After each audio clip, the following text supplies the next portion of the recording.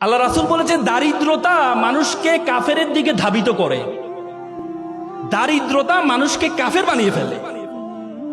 সুতরাং আমরা বলি, আমরা সবসময় এমফেসাইজ করি যে গরিব থাকো, গরিব থাকো, টাকা পয়সা এত লাভ কি, দুনিয়া দুনিয়া করা দরকার না, আখিরাত কর না। ইসলামের যত বড় বড় ইবাদত আছে, সবচেয়ে বেশি বড় ইবাদত গুলো কিন্তু ধনীর জন্য। রোজা, এই তোমার কোরবানি কার জন্য? গরিবের জন্য। হজ কার জন্য? গরিবের জন্য। জাকাত কার জন্য? গরিবের জন্য। কার জন্য? ধনীর জন্য। আল্লাহ তাআলা কোরআনে আকিমুস সালাত ও আতুজ যাকাত, যাকাত আদায় করতে বলছে, যাকাত প্রদান করতে বলছে, যাকাত খাইতে বলে নাই। আর আমরা ইসলামটাকে বানায় নিয়েছি যে এটা গরিবের ধর্ম।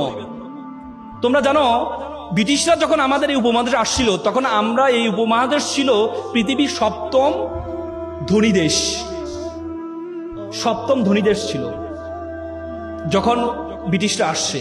আর যাওয়ার পথে আমাদেরকে সবচেয়ে ফকিরি দেশে পরিণত করে গিয়েছে। তারা কি করছে? তারা আমাদের শিক্ষা ব্যবস্থাটাকে এমন ভাবে তৈরি করে দিয়েছে, আমাদের শিক্ষা ব্যবস্থায়, আমাদেরকে শিক্ষা ব্যবস্থা পড়ানো হয় যে ছিঁড়া কাঁথায় শুয়ে লাখ টাকার স্বপ্ন কেন দেখো। তারা আমাদেরকে এই যে অ্যাপ্লিকেশনে শিখায়, কি শিখায় জানো? যে কেরানি পদে চাকরির জন্য আবেদন। কখনো দেখছো সিইউ পদে আবেদনের, চাকরির জন্য আবেদন তোমাদেরকে শিখাইতে? এমডি পদে আবেদনের চাকরি শিখাইতে? আমাদেরকে যে কেরানি পদে আবেদন। তার মানে ব্রিটিশরা আমাদের মাথায় ঢুকিয়ে দেয় তোরা ফকিরের জাতি, তোরা ফকিরের জাতি, তোরা চিন্তা করবি কেরানি পর্যন্ত, একটা প্রধান হওয়ার জন্য চিন্তা করবি না।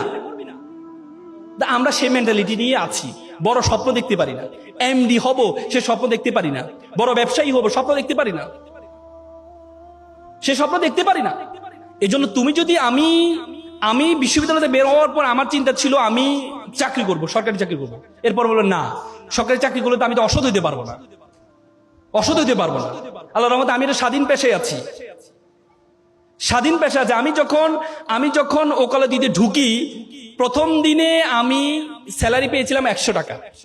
একটা শুনানি করেছিলাম, জামিন করেছিলাম, সিনিয়র আমাকে 100 টাকা দিয়েছেন।